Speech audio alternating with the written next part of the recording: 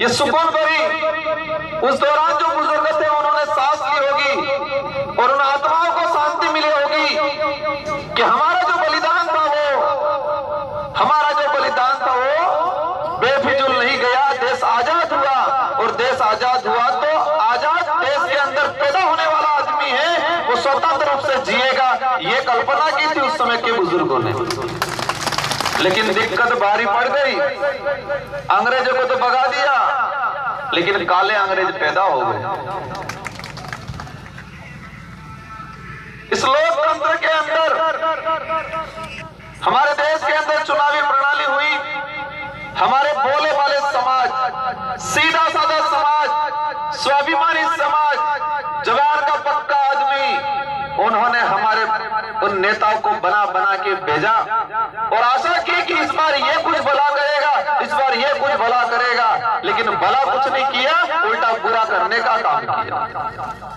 एक बात ये स्वीकार करनी पड़ेगी और आपके सबके दिमाग में डाल देनी है कि हमें किसी व्यक्ति से लड़ाई नहीं है, हमें विचारधारा से लड़ाई है और उस व्यक्ति के कर्मों से लड़ाई है हमारी।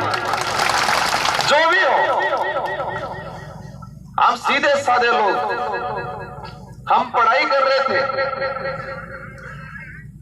युवा जिंदगी जी रहे थे, लेकिन इन नेताओं ने मजबूर किया कि हम व्यवस्था में आए और समाज की कमान संभाले। इन नेताओं ने मजबूर किया, हमने तो हमारे पूर्वजों ने, हमारे बाप दादा ने उनको भेजा था, तुम जाओ हमारे समाज की पैरवी करो, इस क्षेत्र की पैरवी करो, इसलिए भेजा था। लेकिन मजे मारे और आरक्षण बेचने का काम किया। मैंने 2020 के अंदर कोरोना काल आया, उस दौरान मैं हमेशा स्टडी करता रहता हूं और 2013 की जो अधिसूचना है, उस अधिसूचना को मैंने विधानसभा के अंदर बोला है कि ये आदिवासी समुदाय के लिए काला कानून है और इसको मैंने साबित किया है कि काला कानून कैसे है। और पूरे उदयपुर संभाग के सारे मंत्री, संतरी, विधायक और 1700 सरपंचों को मैंने लेटर लिखा था कि 2013 की अधिसूचना, 2016 की संशोधित अधिसूचना और उस अधिसूचना से हमारे कितने आदिवासी भाई नौकरी से वंचित रहे, ये आंकड़ा सहित लिख के मैंने भेजा था। प्रत्येक सरपंचों को लेटर लिखा।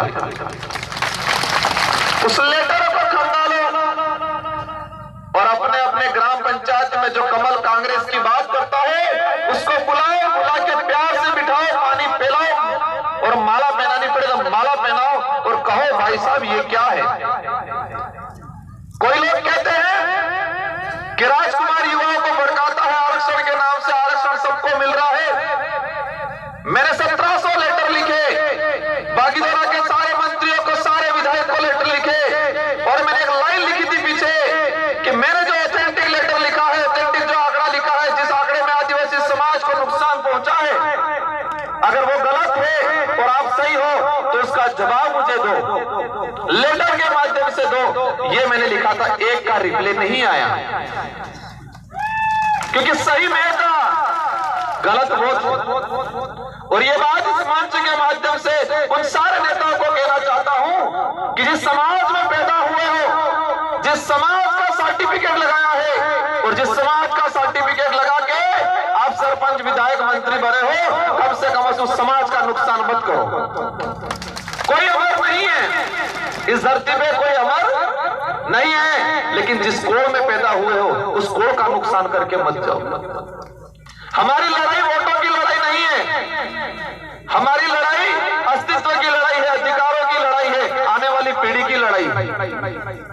और आप सबको भी कह के जाना चाह रहा हूं कि आज आप आए, बातें सुनी और आप जेकी भाई को वोट दे दोगे, तहां तक मजा नहीं आएगा। मजा तब आएगा कि आज इस पंडाल में बैठा हुआ आदमी, प्रत्येक आदमी कल से 25 तारीख तक रात दिन अपने रिश्तेदार गांवों में घूमे और प्रत्येक आदमी 1-1000 वोट दिलाए, मजा तब आएगा। बाकी यहां हमने सुन लिया, हमने बोल दिया, आपने सुन लिया और चले गए, मजा नहीं आएगा। आज इन लोगों के पास हमारे समाज को इन लोगों ने परजीवी बनाया है और हमारी विचारधारा इस समाज के युवाओं को आत्मनिर्भर बनाने के लिए चल रही है। इन लोगों ने फ्री का सामान दे देंगे, एक बार कहें काटो बाजो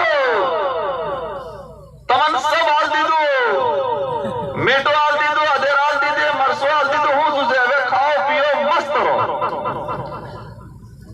मेरे भाइयों, एक साल के अंदर कितने महीने आते हैं और 5 साल के अंदर 60 महीने। एक साल में 12 महीने और 5 साल के कितने हुए? 12 महीने। और 12 महीनों में 2 महीना पैकेट मिला। पर दिल से ये बताओ कि जो पैकेट मिल रहा है वो पैकेट मजबूत है, अंदर का सामान मजबूत है? वो पैकेट है वो ज्यादा दिन तक टिकेगा कि अंदर जो सामान है वो घर के अंदर ज्यादा टिकेगा?